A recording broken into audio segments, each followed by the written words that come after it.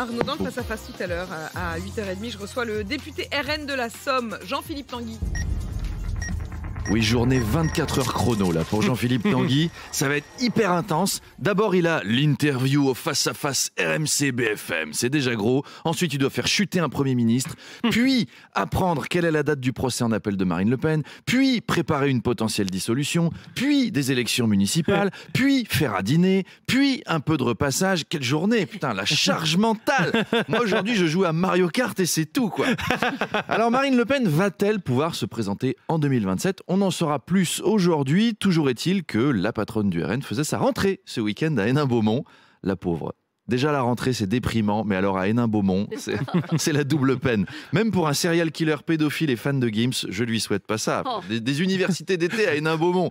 C'est de la provoque en plus. Déjà, là-bas, il n'y a pas d'été et il n'y a pas d'université non plus. Enfin, c'est vraiment double dose.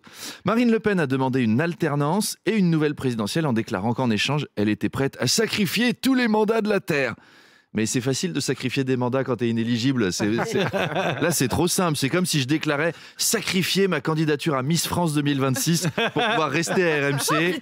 Mais a priori, il n'y avait pas de risque quand même. Je suis un homme en plus, je suis pas non-binaire. Et puis, j'ai aucune envie de me faire rouler des pelles forcées par des photographes à Limoges. Donc, rassurez-vous, Apolline, je reste. Et puis alors, il y a l'autre méga dossier, François Bayrou. Le Premier ministre va demander un vote de confiance à l'Assemblée. Alors, Jean-Philippe Tanguy l'avait prévenu. François Bayrou devait leur donner plus de garanties. Ce sera bye-bye. C'est un combat perdu d'avance pour François Bayrou. Vous savez, Arthur Chevalier me disait dans les couloirs, j'étudie l'histoire depuis longtemps. Le vote de confiance, c'est le coup politique le plus pété qu'on n'ait jamais vu. C'est comme si De Gaulle avait quitté Paris pour se réfugier à Berlin. Ici, Berlin. Je suis caché avec tous les résistants sous la porte de Brandebourg pour échapper aux nazis.